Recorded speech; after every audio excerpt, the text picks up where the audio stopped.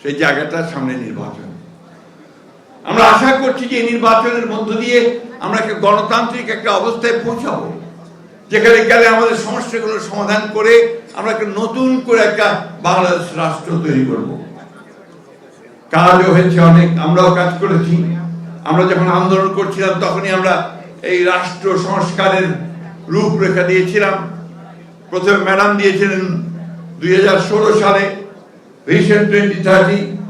এরপরে আমাদের নেতা অন্যান্য দলগুলোর সঙ্গে আলাপ করে 31 দফা দিয়েছেন, তাই না? ভুলে গেছেন নাকি আপনারা? 31 দফা কি ছিল, কি আছে?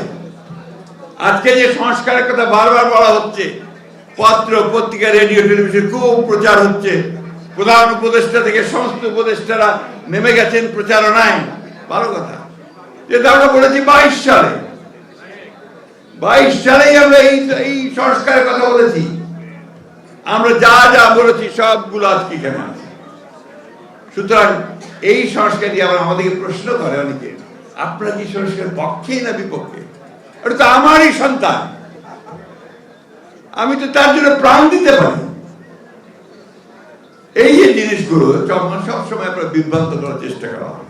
আমাকে কেউ জিজ্ঞেস করলে বলারে আমি সরাসরি বলছি মাই চাই।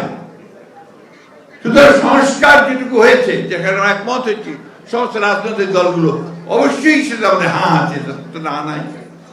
কিন্তু তোমরা কারসাজি করেছো, তোমরা কিছুটা বেইমানি করেছো। আমার বলতে কোনো দ্বিধা নেই। যেগুলো আমরা একমত হই নাই সেগুলো ঢুকিয়ে দিয়েছ।